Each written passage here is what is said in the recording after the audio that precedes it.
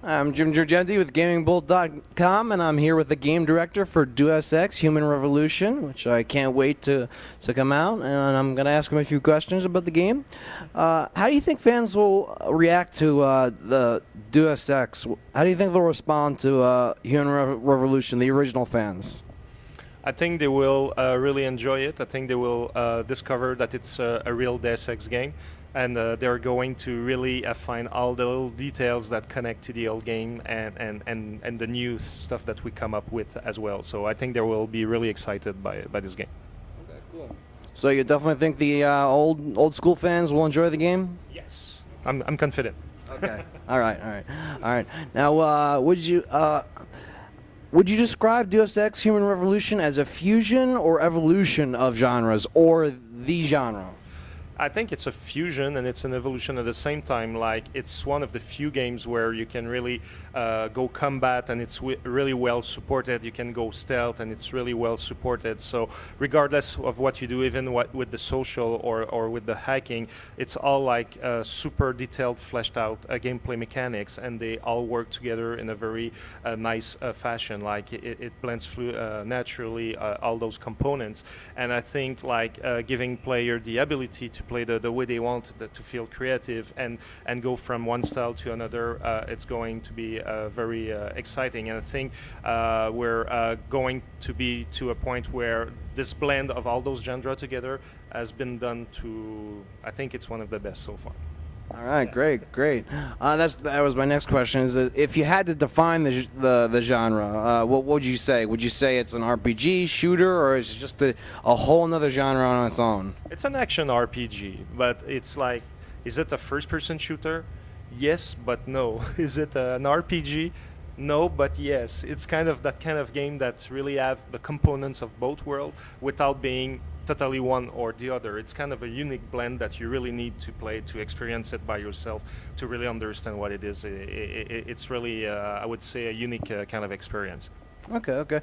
Why have you guys chosen to do a prequel of from the other two games as opposed to just a third game? Right. There were many reasons other than the fact that the other games end in a very, very grim and not so bright fashion. Not so bright in terms of there's not much hope at the end of the other games. So, but for us, it was really more because we saw this game like as a reboot of the franchise. We really wanted to bring new cast of characters. We really wanted to recreate the universe, create a new story and everything. We knew that since transhumanism would be one of the main themes of the game, we really wanted to put it at the forefront with the mechanical augmentations compared to the nano augmentations, which were in the Deus Ex lore. They are invisible, so you don't see much of them. And we thought, going back in the past with exploring the mechanical augmentations that are visible, we would be able to explore the uncanniness of that, and the fact that transhumanism is a big theme. Players would be able to see it very often, like when you see your character with those arms and like how it unfolds and like what the hell is it doing type of thing. It helps you to keep that kind of concept in mind and make you think about things. I mean, you're not forced to think about that, but it helps to think about those things.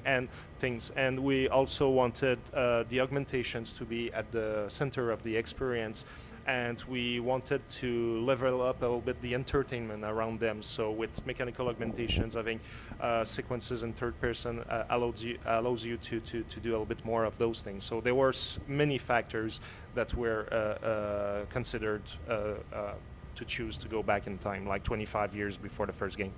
Okay, great answer. Has the game been developed with a lead platform in mind? We always been a multi-platform development, so we always had PS3, Xbox 360, and PC in mind from the get-go. Okay.